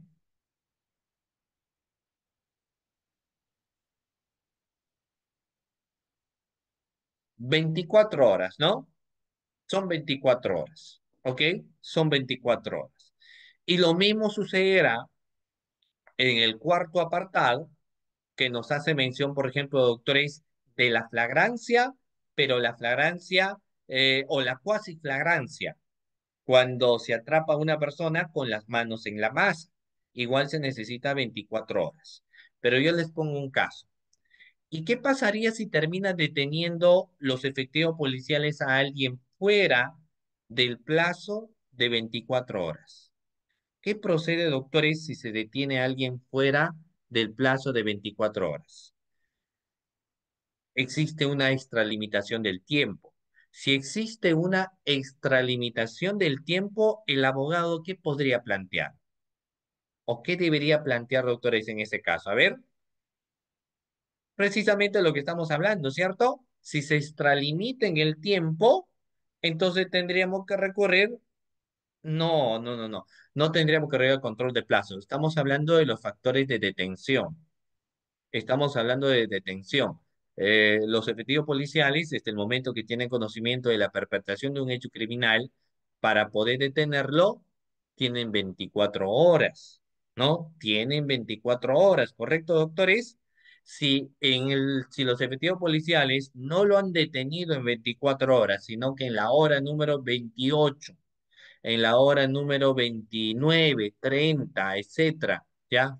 O sea, fuera del plazo de 24 horas, lo detienen, tendríamos que recurrir al habeas corpus o no, ¿correcto? Porque el plazo son de 24 horas, ¿correcto? Vamos a recurrir al habeas corpus. Eso era mi pregunta. ¿A qué garantía constitucional recurrimos? Y la garantía constitucional, pues es el habeas corpus. Les voy a otro ejemplo más. Miren, en la típica situación de los accidentes de tránsito o en la típica situación de la presunta comisión del delito de conducción en estado de ebriedad. Entonces la persona está conduciendo el vehículo, ¿no? Al parecer en estado etílico, aparecen los efectivos policiales de tránsito, entonces se le tiene que hacer una prueba inmediata, una prueba que consiste en soplar, ¿correcto? Esa prueba, a través del cual el conductor sopla, ¿es una prueba cuantitativa o es una prueba cualitativa? Doctores, ¿es una prueba cuantitativa o cualitativa cuando sopla? Cuando sopla, otra cosa es cuando le realizan el examen de dosaje etílico, ¿ah? El examen de dosaje etílico, ¿qué es? ¿Qué prueba es el examen de dosaje etílico, doctores? ¿Cuantitativa o cualitativa? El examen de dosaje etílico. El examen de dosaje etílico, doctores. El dosaje, claro. Cuantitativa, ¿cierto? Cuantitativa, doctores. Cuantitativa es el examen de dosaje etílico. Ya, el examen de dosaje etílico cuantitativo. La única forma de yo establecer si la persona estaba ebria es con la prueba cuantitativa, no es con la prueba cualitativa. Entonces, si yo no puedo determinar que la persona está ebria, no lo puedo llevar pues como detenido, ¿cierto? Entonces, ¿cómo lo tendrían que llevar, doctores, al establecimiento policial? ¿Como detenido? ¿Como intervenido? ¿Como retenido? ¿Cómo habría que llevarlo a esta persona que sí pasó la prueba cualitativa, ya, no la cuantitativa, pero tienen que llevarla a la comisaría para hacerle el examen de sangre? ¿Lo llevan en condición de detenido, de intervenido, de retenido? ¿Cómo lo van a llevar? Ya hoy en día, muy bien, detenido no puede ser. ¿Por qué no puede ser detenido? Porque por más que pareciera que habría ingerido licor, probatoriamente yo no puedo determinar eso si es que no le han realizado el examen de dosaje etílico. Entonces no lo puedo llevar en condición de detenido. Tendría que llevarlo como retenido, ¿cierto? Ahora, el contexto de la retención está en los temas de la identificación de la persona. Es decir, si tú no tienes tu documento nacional de identidad, ya obviamente tu DNI, entonces se te va a llevar como retenido, ¿cierto? Se te lleva como retenido para temas de identificación. En este caso, la persona que va al establecimiento policial va como retenido, se lo ha retenido, vamos a llevar, si bien es cierto, bueno, tal vez si en ese momento no se quiso identificar, entonces en la dependencia policial se le va a identificar, pero también va a ser un momento importante porque ahí es donde se va a tomar su examen de dosaje etílico. Pero ahí existe un punto. Una persona como retenida, ¿hasta cuánto tiempo una persona puede estar como retenida, doctores? Como retenida, ¿hasta cuánto tiempo una persona está como retenida? Para la detención hemos dicho 24 horas, pero una persona retenida, ¿cuánto tiempo debe estar?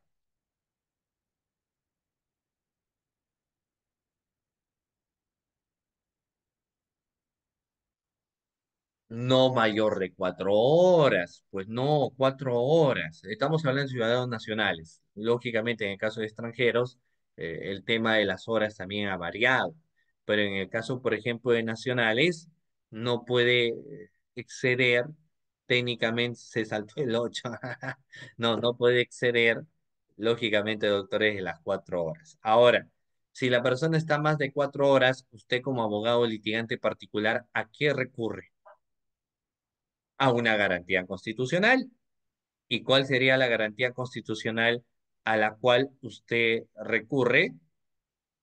Sería pues el habeas corpus. Ahora, hay un punto ahí, porque, muy bien, una doctora dice algo bastante interesante, ¿no? Pero para quienes han participado en este tipo de diligencias, ¿cuánto es el tiempo que se demora en el examen de dosaje etílico? sea, hay un examen de dosaje etílico. ¿Y cuánto es el tiempo que se suelen demorar? No, no te lo sacan en 4 horas, ¿cierto? A veces en cuánto tiempo te lo sacan. Sacan, bueno, la sangre, que sí podría ser inmediata, pero para entregarte los resultados superan las 4 horas. Podríamos estar hablando de cuántas horas, doctores, de 10, de 14, de 20, de 24 horas, al día siguiente no te entregan. Entonces la gran pregunta es, si saben que el resultado del examen de dosaje etílico va a demorar, por ejemplo, el día de mañana y lo acaban ahorita de llevar a la dependencia policial a las 4 de la tarde, esta persona tendría que pasar toda la noche en la carceleta.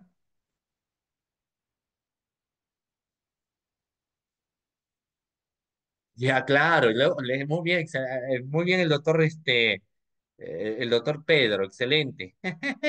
Muy bien, porque el doctor Pedro lo que me señala es una situación real, ¿no? Pero al margen de lo que me señala, vamos a mencionar lo que en todo caso la norma establece.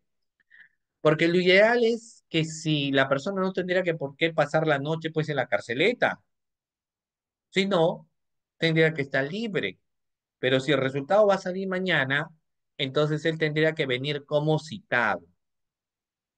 Él tendría que venir, doctores, como citado, ¿ok? Tendría que venir como citado. Es decir, muy bien, su examen de dosaje etílico va a salir el día de mañana a las 11, entonces a las 11 igual a las 10 de la mañana, usted tiene que estar presente aquí. Ahora, en honor a la verdad, doctores, ustedes saben, lamentablemente, hay que decir las cosas como son, ¿no? El Perú, lamentablemente, pues no es, a pesar que tenemos una rica gastronomía, a pesar que tenemos costa, sierra y selva y mar peruano, no somos pues un país, digamos, que practica los valores, que respeta a los demás, ¿no?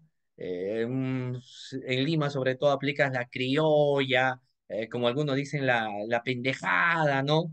Entonces, si a esta persona le dicen mañana vuelves como citado, ¿usted cree que volverá mañana como citado? No, ¿cierto? Lo más seguro es que la persona se arranque y se vaya. No va a venir. Entonces el efectivo policial le dice, y ahora hasta detenerlo, se gustó un gato, mejor que se quede ahí. Y sale el examen de dosaje etílico, y en el examen de dosaje etílico, si sale positivo, entonces ya está detenido, pues, ¿no? No vamos a tener que buscarlo todavía, y es por eso que lo tiene. Y claro, vamos a ver que lo que nos dice la teoría es que esta persona en realidad debería irse a su casa y volver como citado, y cuando esto no sucede, tendrían pues que plantear un habeas corpus, ¿correcto? Eso es lo que correspondería, plantear un habeas corpus. Pero fíjense algo bastante interesante que dice el doctor Pedro. ¿Cuánto creen ustedes que va a costar a esa persona detenida contar con los servicios de un abogado? A ver, no me digan número, ¿ya? Ustedes que la gran mayoría, por ejemplo, son abogados litigantes, los abogados de pie, así lo suelen llamar también, ¿no? ¿Cuánto ustedes van a cobrar cuando se constituyen a una dependencia policial y hay una persona detenida y van a plantear un habeas corpus? Porque van a tener que cobrar sus honorarios o no.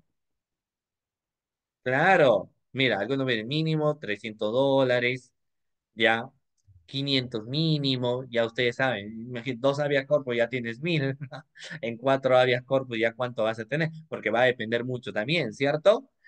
Pero es verdad, para quienes no lo sabían es eso, tú podrías cobrar mínimo, depende, porque esos son tus honorarios, pues, ¿no? No es que existe una tabla de que para habeas corpus se cobra esto, que para pensión de alimentos se cobra lo aquello, puede haber en cierto sector similitud para cada quien es. Entonces, el doctor me decía algo bastante interesante, ¿no?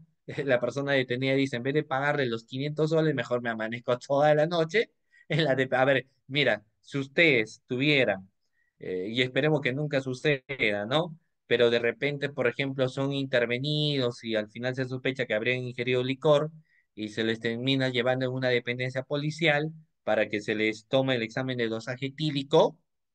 La pregunta es, ¿ustedes quieren contar con un abogado? Y su abogado dice, yo voy a aceptar el habeas corpus, te voy a defender, pero 600 soles. Entonces pagan los 600 soles o esperas que al día siguiente llegue el resultado de tu examen de dosaje etílico? Hay muchos que van a preferir, van a decir, no, pues ya, pues, si es una situación que lo que dice el doctor es verdad, pues no. Hay por eso que hay muchos que dicen, pero ¿por qué te han tenido más tiempo detenido? Hubieses puesto un habeas corpus. Dicen, "Pues yo no le iba a pagar pues al abogado 400 soles, ¿no? Muy bien. Vamos a ver, siguiente. Luego nos establece el numeral 1.4 derecho que protege el proceso de habeas corpus. ¿Qué protege el derecho de habeas corpus? Vamos a ver. El nuevo Código Procesal Constitucional, ya acá ya no es nuevo Código Procesal Penal más bien, sino nuevo Código Procesal Constitucional, en su artículo 33 establece que procede el habeas corpus ante la acción u omisión que amenace. Ojo con esto, acción u omisión que amenace o vulnere los siguientes derechos que enunciativamente conforman la libertad individual. La libertad individual, ¿ya? Y vamos, acá vemos pues una serie de, un total de 22 situaciones en las cuales podríamos recurrir al habeas corpus, doctores. 22 situaciones en las cuales el habeas corpus va a proteger. ¿Qué protege? La integridad personal y el derecho a no ser sometido a tortura o tratos inhumanos, humillantes, ni violentado para obtener declaraciones. No, no, no estamos en la Inquisición, donde si te golpeaban, te sometían, te agarraban a codazos, puñetes, para que declares. Entonces la persona que incluso no había cometido nada, producto del dolor, terminaba lógicamente, doctores, confesando algo que no había cometido, que no había realizado, ¿ya? Muy bien, doctores. Ah, el tema de las primeras diapositivas lo vamos a entregar a la coordinación, pero acá en el caso de quienes quieran las PPTs, les estoy dejando el número de WhatsApp, que es el 997-588013, ¿ya? Ahí lo tienen, doctores. El número de WhatsApp es el 997-588013. Ustedes dicen, profe, las PPTs de las garantías constitucionales. Lo piden así, ¿no? Las diapositivas de las garantías constitucionales para que ustedes lo tengan. ¿De acuerdo? Muy bien. Solo para contratos. El otro Pedro está muy activo. Muy bien. Entonces, voy a hacerle mención nuevamente, ¿ya? Bueno, ahí está el número de WhatsApp, ¿no? El 997-588013. Vayamos acá, doctores, a aquellos derechos que protege el habeas corpus. La integridad personal. Yo le decía que una persona es libre de declarar como considera necesario, cuando quiera declarar. O sea, finalmente no lo pueden obligar a rendir una manifestación o una declaración. No lo pueden decir, por ejemplo, declare, de tu manifestación, diga esto, diga lo aquello. No, no lo pueden golpear. Lo que yo les hacía mención es que antiguamente, por ejemplo, lo sometían a tal punto que la persona incluso, producto del dolor, terminaba declarando y terminaba inculpándose algún delito que tal vez jamás había cometido, ¿ya? Pero era precisamente por eso, doctores, porque había un sometimiento como tal, ¿ya? Entonces, cuando eso sucede hoy en día, cuando hay un tema de tratos de tortura, entonces uno fácilmente podría también recurrir al habeas corpus, ¿no? Muy bien. Dos, el derecho a no ser obligado y prestar juramento ni forzado u obligado a declarar o reconocer culpabilidad. Bueno, lo mismo el derecho a no ser exiliado, sino por sentencia firme, el derecho a no ser desterrado, expatriado o confinado por autoridad administrativa por razones políticas, sociales, raciales, culturales, étnicas o por cualquier otro índole, el derecho a no ser separado del lugar de residencia o expulsado del país y no por mandato judicial, o el derecho del extranjero a quien se ha concebido asilo político, tampoco lo pueden sacar. Cuando esto sucede, lógicamente se tiene la posibilidad de poder recurrir a la habeas corpus. Y existen varias más, solo que no lo voy a señalar por tema de tiempo, ¿ya? Sigamos. Ya hemos dicho acá en esta otra PPT, ustedes advierten, porque hemos mencionado varios, pero García Belaúnde define al habeas corpus como una acción en garantía de la libertad personal frente al poder público, nos dice, ¿no? Y el poder público, pues decisiones del juzgado y obviamente peticiones del mismo Ministerio Público, ¿no? Bueno, ya hemos definido qué es el habeas corpus y demás. ¿Ya? Muy bien. Vamos a ver acá. Ah, ya es. Ok. Ya, acá vamos a hablar un poco, doctores, de la tipología, porque existe tipología del habeas corpus, ¿ya? Existe tipologías, es decir, tipos de habeas corpus. Por ejemplo, ¿qué tipos de habeas corpus conocen? A ver, vamos a hacer primero una evaluación a la clase, ¿ya? Siempre me gusta hacer evaluaciones, preguntarles, porque el objetivo es que tampoco sea un monólogo, sino que exista interacción con cada uno de ustedes. A ver, ya hemos dicho que el habeas corpus significa tráeme el cuerpo, y ahora lo que les estoy preguntando es, ¿qué tipos de habeas corpus conocen? A ver, tipos de habeas corpus. Tipos de habeas corpus. Ah, muy bien. Reparador, ¿qué más?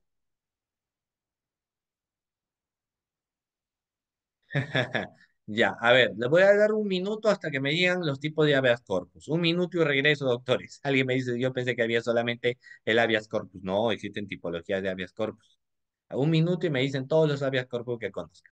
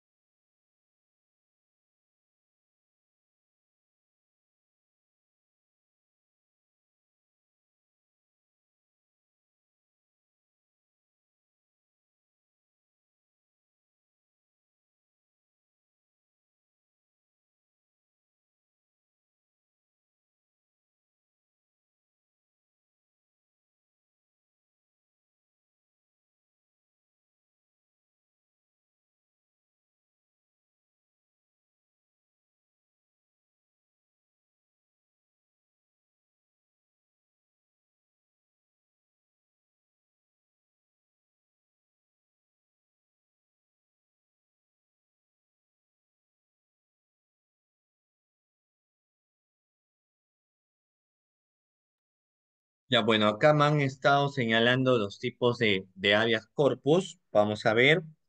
Nos dice que el Tribunal Constitucional de Perú, en una de sus sentencias del 2004, en el caso Madelo Ponte Chuquihuanca, hace referencia a los tipos de habeas corpus. Ya, si no sabía, esa es la que hace referencia a los tipos de habeas corpus, tomando en cuenta la doctrina vigente y el derecho comparado en función de su carácter y finalidad. Estos son los siguientes. Tomemos nota de los tipos de habeas corpus. Hace un momento alguien me dijo, yo pensé que solamente había un tipo de habeas corpus. ¿Ya? Muy bien. Entonces vamos a ver, tenemos por ejemplo, eh, reparador, restringido, correctivo, preventivo, traslativo, instructivo, innovativo y conexo. ¿Ya? Tipos de habeas corpus. Voy a reiterar nuevamente los tipos de habeas corpus.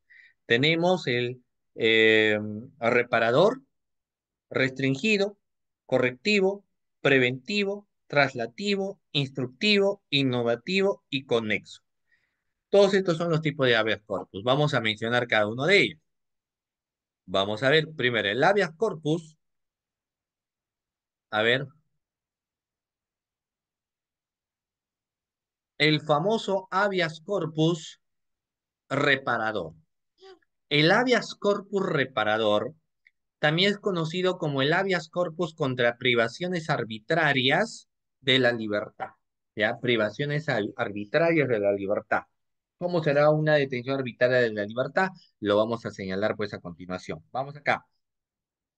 Este habeas corpus fue reconocido implícitamente en la Constitución de 1993, en su artículo 200, inciso 1, el mismo que opera cuando se afecta la libertad física y psicológica de las personas, ya sean detenciones, internamientos o condenas arbitrarias, es decir, comprende a cualquier supuesto de privación de libertad locomotora, independientemente de su origen, la autoridad o persona que le haya efectuado, ¿no?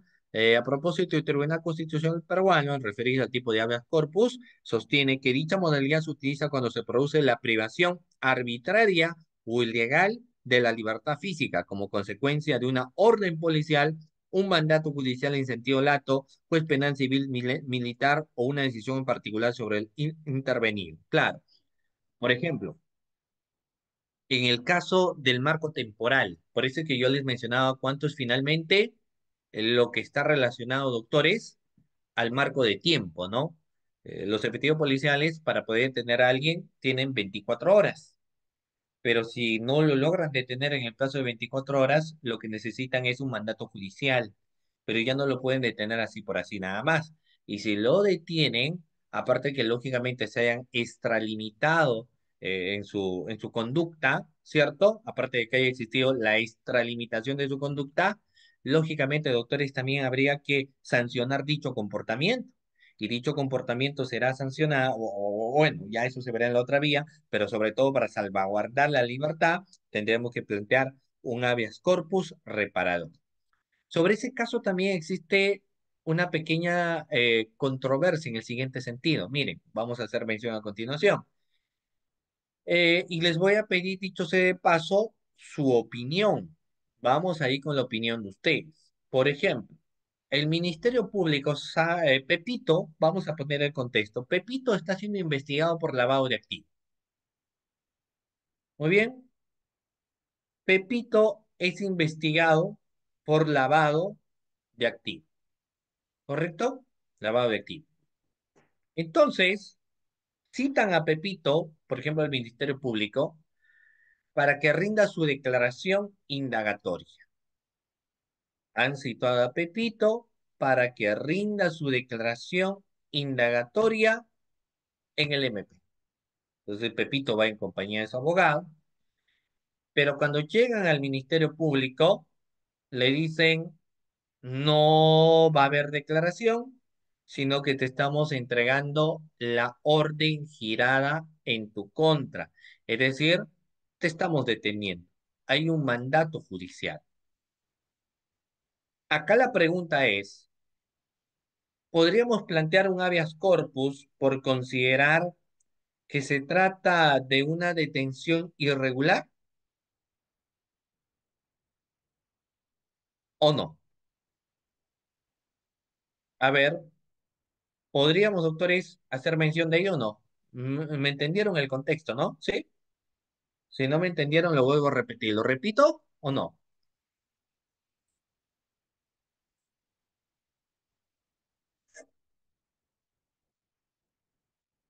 Ok, sí me entendieron el contexto. Igual lo voy a volver a repetir para quienes tal vez no han entendido. Pepito está siendo investigado por lavado de activo. El Ministerio Público lo convoca para su declaración indagatoria. Entonces Pepito va en compañía de su abogado. Cuando va al lugar, para que se entiende, toma su declaración indagatoria, le dicen, no va a haber declaración, sino que usted está ahora detenido. Bueno, ya dentro de la detención se le va a tomar su declaración, pero se le entrega la orden girada en su contra. Entonces la pregunta es, ¿esa forma de actuar podría ser considerado una detención irregular? ¿Se podría plantar un habeas corpus? Porque no se olviden que cuando se habla del habeas corpus, se establece en el marco de detenciones irregulares, ¿no? ¿Será irregular o no? Ya. Quienes sostienen, por ejemplo, que podría ser irregular, ¿por qué sería irregular?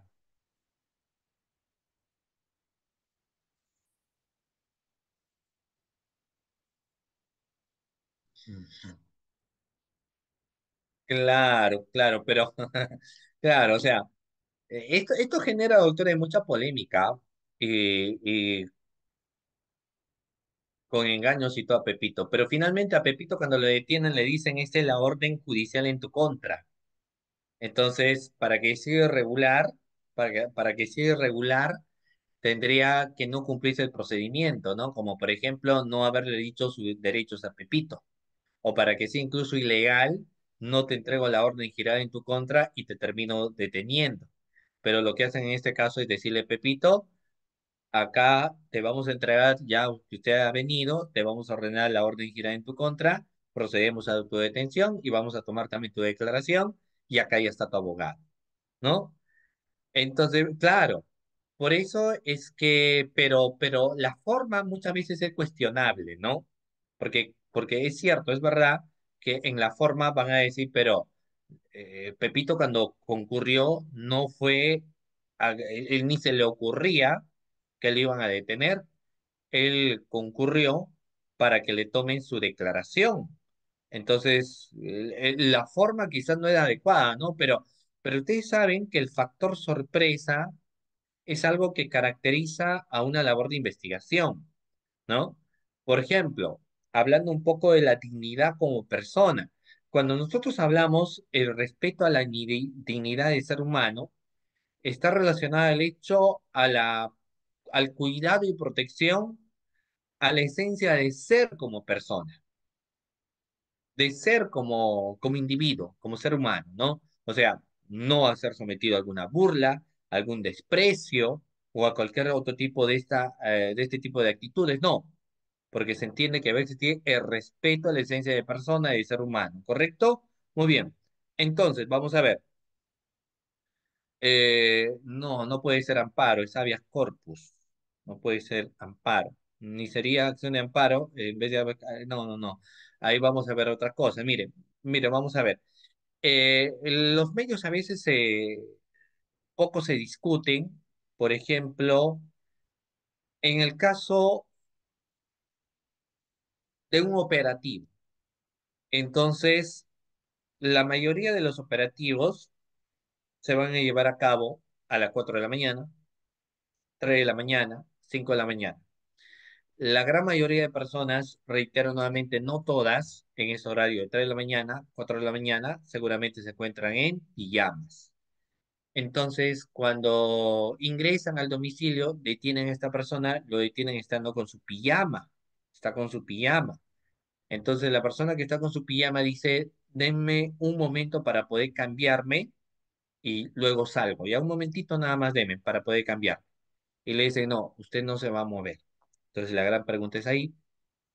eh, que la persona salga con su pijama en su intimidad de su hogar, ¿afecta o no afecta su dignidad como persona?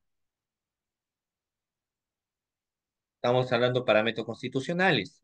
Para quienes son penalistas, dejen su lado penalista, ¿ya? Abracemos un poco el lado constitucional y el lado de los derechos humanos, porque el penalista puro va a decir, está bien, ¿ya? Pero ¿afecta o no afecta el contexto de la dignidad? A ver, hay que ser empáticos. Hay que ser empáticos. ¿Qué pasaría si tú estás durmiendo con tu mascarilla, con tu pijama y de repente te detienen? Y tú sales ante la prensa con tu pijama que está roto, etcétera. ¿No afecta tu dignidad como persona?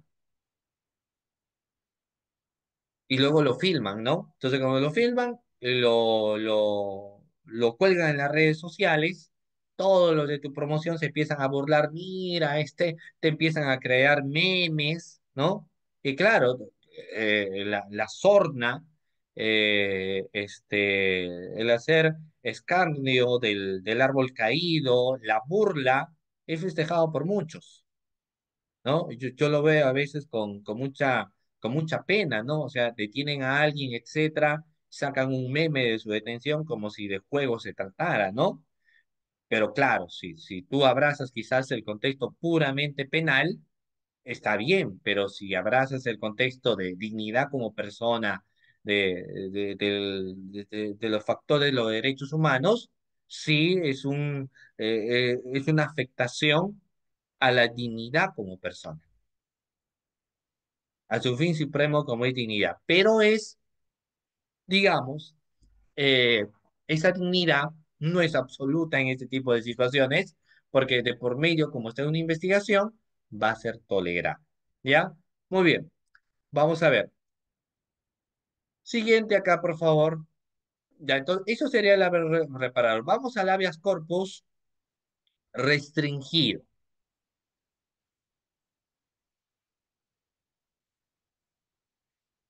Claro, lo que pasa es que algunos dicen, por ejemplo, no, está bien, ¿no? Pero claro, yo por eso les estoy haciendo mención. El contexto de los derechos humanos. En el derecho, tú tienes derecho penal, derecho civil, pero cuando indagas lo que es el derecho constitucional, lo que son los derechos humanos, porque existen los derechos humanos, se estudia, existen maestrías en derechos humanos, ahí el chip cambia.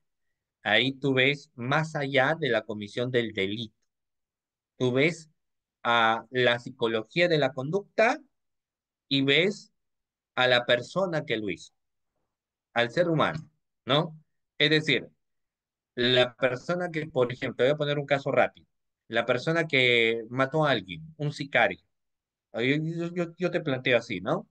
La persona que mató, porque fue un sicario, mató a tres personas, entonces, ¿qué opinarías si a esta persona lo terminan golpeando, o sea, lo terminan torturando? ¿Estás de acuerdo con que lo torturan por haber disparado? Si tu respuesta es sí, aplicas técnicamente lo que antes se entendía como la ley del talión, el ojo por ojo, diente por diente, ¿no? El ojo por ojo, diente por diente. Me lo hizo, me lo paga. O es lo mínimo que le pueden hacer. Está bien, porque el ojo por ojo, diente por diente se toleraba y para muchos es una norma que es dable y que hoy en día se debe dar, ¿no? El ojo por ojo, ley del talión. Pero algunos dicen no, pues porque se entiende que nosotros tenemos, por lo menos en el Perú y en algunos países latinoamericanos, una finalidad de reinserción.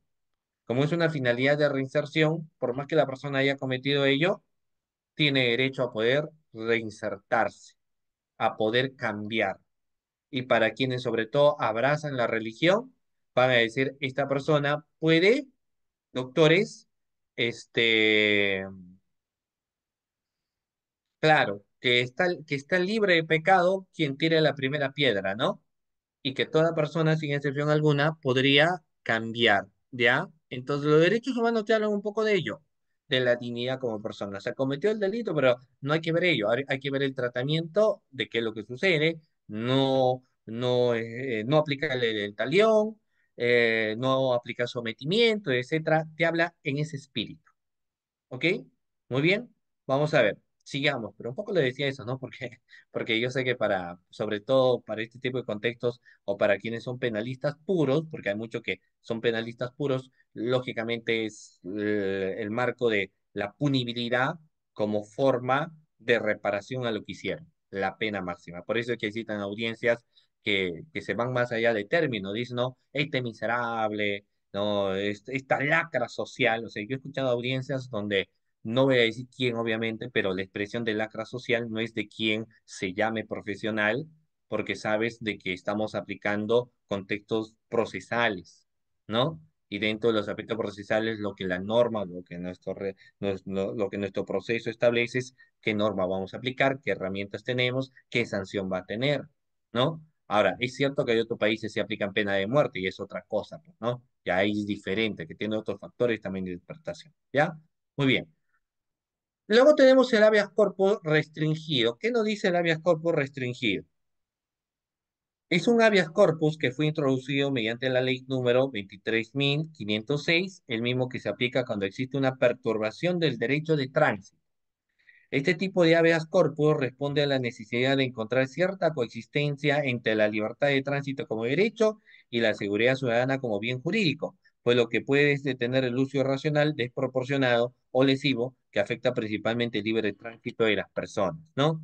Para el Tribunal Constitucional se emplea cuando la libertad física o de locomoción es objeto de molestias, obstáculos, perturbaciones o incomodidades en los hechos. Configuran una serie de restricción para el cual el ejercicio de decir que en tales casos, pese a no privarse de la libertad del sujeto, se le limita de menor grado. Entre otros supuestos, cabe mencionar la prohibición de acceso o circulación en determinados lugares, los seguimientos, perturbaciones carentes de fundamento legal o provenientes de órdenes dictadas por autoridades incompetentes, reiteradas o insignificantemente citaciones policiales, las continuas retenciones de control migratorio o de vigilancia domiciliar, evitar o injustificar. Vamos a ver ahí algo bastante rápido. Miren, vamos a ver, miren, ¿qué pasa? Y es algo que yo les voy a comentar, que hay personas que sin ningún tipo de autorización empiezan a poner sus cercos. Nos dicen, yo voy a caminar, yo voy a andar por este lado, pero están poniendo sus cercos. No es una zona residencial, pero están poniendo, doctores, lo llaman, creo, me parece que lo llaman trocha, ¿no? Lo llaman trocha, lo llaman, ahí para que quien tiene llave sí puede ingresar, quien no tiene llave no ingresa, o cuando tienes algún tipo de vehículo no puedes ingresar porque tiene que tener la llave, pues, pero no es una zona residencial. Las famosas tranqueras, los tronchos, tranqueras se llaman. Entonces te ponen las tranqueras. Lógicamente no te dicen que no salgas, pero va existiendo una limitación a tu derecho a la libertad. Ahora ellos dicen, no, lo que pasa es que hay mucha inseguridad, pero no son los mecanismos que se tienen que utilizar porque finalmente tú tienes la libertad de hacer lo que quieras, pues.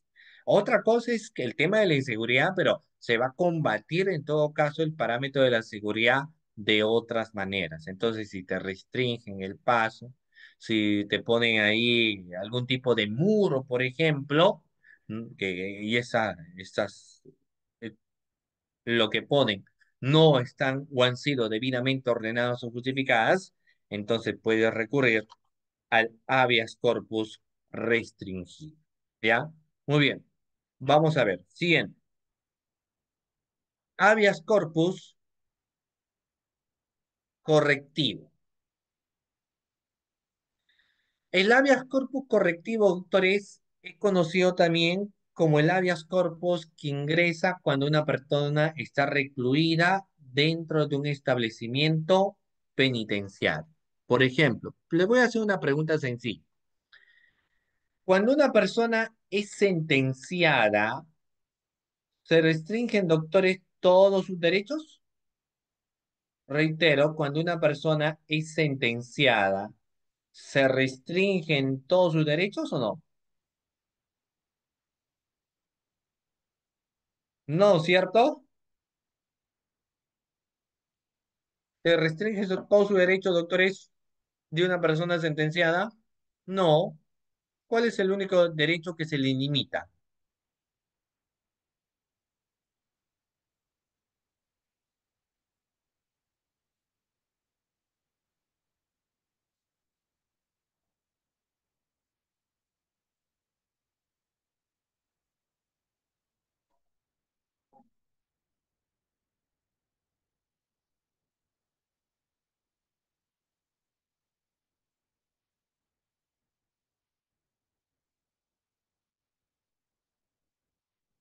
Ujú. Solo el derecho a la libertad, pero sus otros derechos están latentes. Sus otros derechos están, ahí se encuentran. Entonces tiene el derecho a la salud, tiene el derecho, por ejemplo, doctores, a la educación. O sea, existen otros derechos más que esta persona goza. Entonces, ¿qué es lo que va a pasar, doctores? Cuando de repente, por ejemplo, la persona es sometida a ciertos tratos que vulneren su integridad porque es humillado, y porque aparte, por ejemplo, de la humillación que puede existir, lo empiezan a maltratar dentro del establecimiento carcelario. Aparte de eso, por ejemplo, doctores, eh, el- la comida es pésima, o sea, sencillamente no se puede comer en ese lugar. O lo empiezan a tratar de una manera en la cual va afectando sus otros derechos como las medidas de salubridad, entonces uno puede plantear un habeas corpus correctivo. De hecho, han habido muchos casos donde se han planteado habeas corpus correctivos, doctores. Por ejemplo, vamos a ver, ¿no? En qué situaciones se han planteado los habeas corpus correctivos. Vayamos acá. Se han planteado, por ejemplo, un habeas corpus de naturaleza correctiva cuando los internos estaban viviendo unas circunstancias inhumanas. Entonces ahí, por ejemplo, vamos a ver una pregunta polémica. El penal de Chayapalca, ¿no? El penal de Chayapalca. Por ejemplo, ¿qué va a pasar, doctores, en el caso del penal de Chayapalca? Miren, ojo con esto, ¿qué va a pasar en el caso del penal de Chayapalca? Eh, Ustedes saben que se encuentra a una gran altura sobre el nivel del mar, porque se entiende que ahí sobre todo están los delincuentes más avesados. Entonces, ¿ustedes consideran que esas medidas en las cuales uno va a vivir ahí son las adecuadas para quien se considera un delincuente ranqueado, peligroso? Van a existir varias personas que van a decir, por supuesto que sí, pero es también muy seguro que va a haber, claro, bueno, acá no dice, ¿no? 4.360 metros sobre el nivel del mar, pero algunos van a señalar que las condiciones en las cuales la persona está viviendo son inhumanas, que las condiciones en las cuales la persona se encuentra son inhumanas, es contrario a norma, es contrario a derecho, no puede vivir de esa manera, ¿cierto? Entonces, finalmente, doctores, aquello que yo les señalo termina siendo cierto, porque uno no puede vivir también en unas condiciones de dicha magnitud. Ahora, algunos señalan que eso incluso podría ser como una especie de tortura, no obstante, hay quienes van a establecer que es necesario vivir en una situación como tal, sobre todo tratándose de delincuentes ranqueados, ¿no? Y en el caso, por ejemplo, de esa naturaleza, dicen que estaría muy bien vivir pues en esas condiciones, ¿ya? Muy bien, doctores. Y por último, vamos a ver el habeas corpus traslativo. En el caso del habeas corpus traslativo, nos dice que este habeas corpus se utiliza para denunciar la demora de un proceso para resolver la situación jurídica del procesado en dos supuestos. Cuando se denuncia la privación policial de la libertad, al no ponerse a disposición del juzgado, el detenido durante el plazo estrictamente necesario, o cuando un proceso judicial está demorando sin sentencia firme contra el procesado, y cuando se cumple la condena y el beneficiario continúa preso efectuando su derecho de ser puesto en libertad, ¿no? Claro, porque existe ahí también, doctores, los aspectos del marcones temporales. Entonces, si alguien termina extralimitándose, ¿no? Del marco de temporalidad, ahí vamos a encontrar, doctores, como les acabo de señalar, un problema. ¿Ok, doctores? Muy bien. De esta manera estaríamos llegando a la parte final de la sesión de clase el día de hoy agradeciéndoles en primer lugar a cada uno de ustedes que han estado presentes, agradeciendo también a la institución CEFOCAP por la cordial invitación en mi persona para estar en este diplomado. Un abrazo a cada uno de ustedes, doctores. Mi nombre es Sergio Emerson y Dios mediante ya nos estaremos viendo en una siguiente sesión de clase. Un abrazo.